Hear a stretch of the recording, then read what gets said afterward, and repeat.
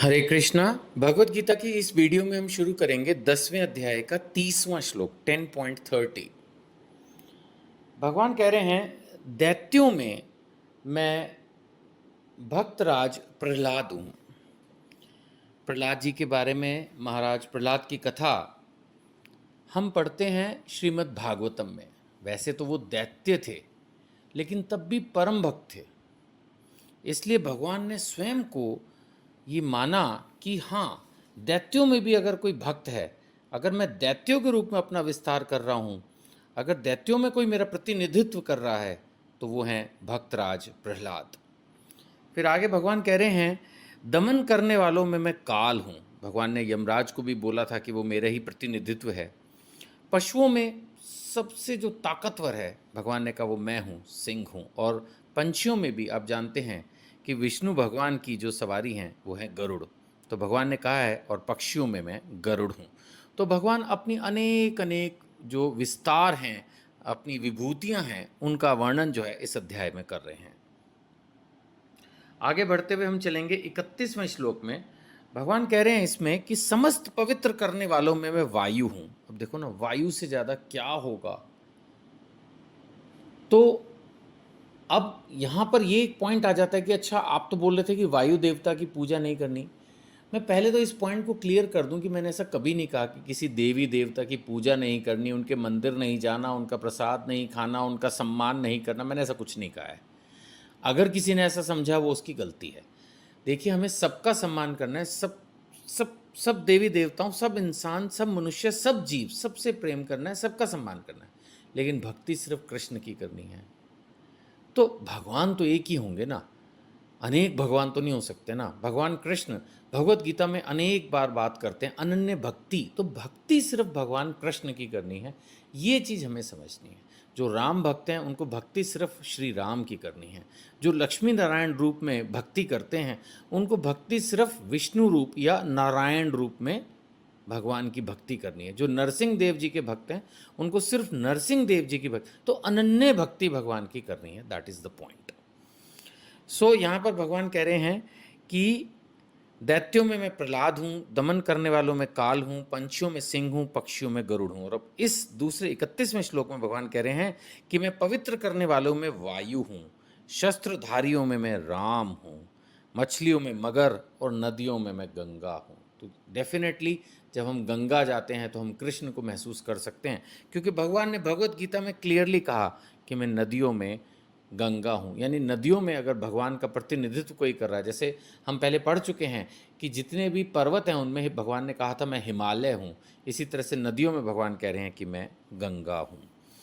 अब हम चलेंगे 32वें श्लोक की तरफ। 32वें श्लोक में भगवान कह रहे हैं कि हे अर्जुन, मैं समस्त सृष्टियों का आदि, मध्य और अंत हूँ। एक्चुअली ये बात भगवान बहुत बार कह चुके हैं, एक बार फिर उन्होंने इस बात को रिपीट किया है कि जितनी भी सृष्टि हैं, कोई भी सृष्टि, एनी क्रिएशन, ये सृष्टि अगर आप सोचें किसकी हम बात करें तो ये धरती, ये पूरी दुनिया, जितने भी ये प्लैनेट्स, चांद, तारे, चंद्रमा, जो कुछ भी दिख रहा है, ये पूरी सृष्टि भगवान कह रहे इसकी शुरुआत, मध्य और अंत सब कुछ मैं ही हूँ। समस्त विद्याओं में मैं अध्यात्म विद्या हूँ। नेचुरली विद्याओं में तो सबसे बड़ी अध्यात्म विद्या ही है। अब आप कितनी भी किताबें पढ़ लें, जो ज्ञान भगवत गीता में है वो कहीं नहीं।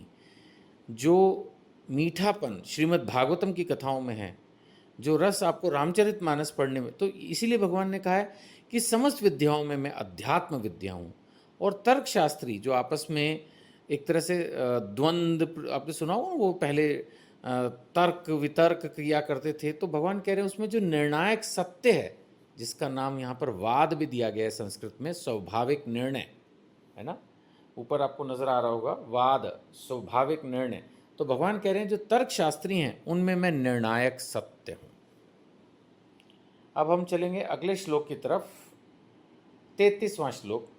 भगवान यहाँ कह रहे हैं कि मैं अक्षरों में अकार हूं। यहाँ प्रभुपाद जी एक्सप्लेन कर रहे हैं, यानी भगवान कह रहे हैं कि जो सबसे पहला अक्षर होता है ए, नीचे उन्होंने एक्सप्लेन किया है कि ए जो शब्द है अकार, इसके बिना कोई भी स्वर उच्चारित नहीं हो सकता, इसलिए यह आदि स्वर है, मतलब सबसे पहला। तो भगवान कह रहे हैं अक्षरों में मैं आकार हूं, और समासों में मैं द्वंद्व समास हूं। द्वंद्व का मतलब होता है जैसे राम कृष्ण, या कोई भी द्वंद्व, सुख दुख लाभ हानि जय पराजय, ये द्वंद्व समास हूँ। मैं शाश्वत काल भी हूँ और सृष्टाओं में ब्रह्मा हूँ। ब्रह्मा जी ने सारी सृष्टि क्रिएट की है। भगवान ने ये भी कहा कि ब्रह्मा भी मैं ही हूँ। अब हम एक और महत्वपूर्ण श्लोक की तरफ जा रहे हैं, 34वां श्लोक। यहाँ भगवान कह रहे हैं कि मैं सर्वभाक्षी मृत्यु हूँ। देखिए, एक तरफ कहते हैं कि सब चीज़ें मैं क्रिएट करता हूँ, जन्म देता हूँ। यहाँ भगवान कह रहे हैं कि मैं सर्वभक्षी, यानी जब जो सब कुछ खत्म कर दे, वो मृत्यु भी मैं ही हूँ और मैं ही आगे होने वालों को उत्पन्न करता हूँ। यानी ये जो साइकिल चला रखी है ना, ये भगवान ने ही चला रखी है। कहते हैं ना 84 लाख योनियाँ, तो मृत्यु भी भगवान ही है और उत्पन्न करने वाले भी भगवान हैं। और ये श्लोक और भी बहुत महत्वपूर्ण है, 10वें अध्याय का 34वां श्लोक। यहाँ भगवान बता रहे हैं कि उन्होंने स्त्रियों को बहुत सारे गुण प्रदान किए हैं। वो गुण कौन कौन से हैं, वो भी भगवान ने दिए हैं और भगवान का ही विस्तार है। भगवान कह रहे हैं स्त्रियों में मैं कीर्ति हूँ। देखिए, बहुत सारी स्त्रियाँ अपने गुणों के कारण बहुत यश प्राप्त करती हैं, इसलिए उनको बोलते हैं यशस्विनी, यानी वो बहुत यशवान होती हैं। ऐसी बहुत भक्त रही हैं, जैसे मीराबाई रही हैं, ऐसे बहुत भक्त रही हैं, बहुत बड़ी बड़ी रानियाँ रही हैं, रानी पद्मावती, लक्ष्मीबाई जी। ऐसे तो ये स्त्रियों को भगवान गुण देते हैं कि वो अपने गुणों के कारण यशस्विनी बनती हैं, यानी यशवान बनती हैं। इसी को कहते हैं कीर्ति। फिर उसके बाद दूसरा भगवान ने कहा श्री, यानी उनका ऐश्वर्य, उनकी सुंदरता।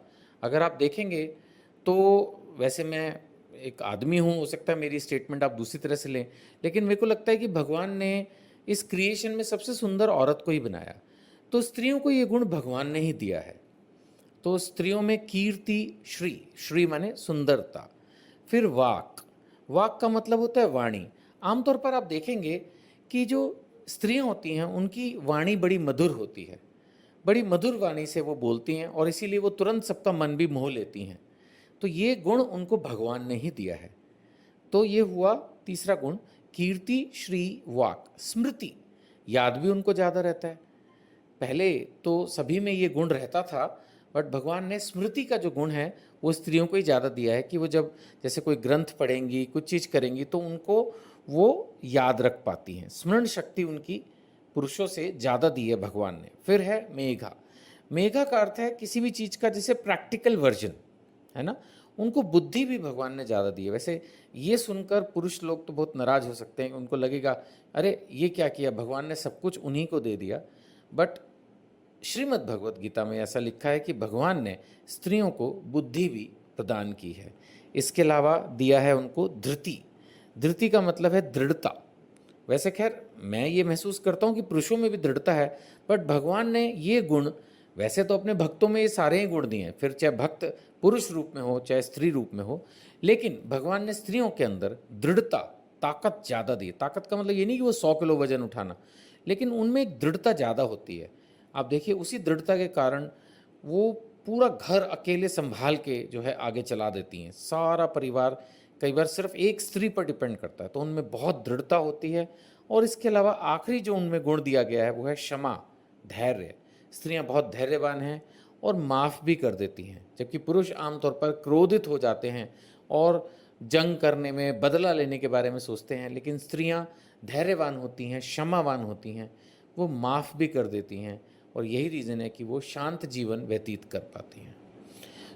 ये श्लोक बहुत महत्वपूर्ण है और ये बताता है कि भगवान ने स्त्रियों को कौन कौन से गुण प्रदान किए हैं। हरे कृष्णा।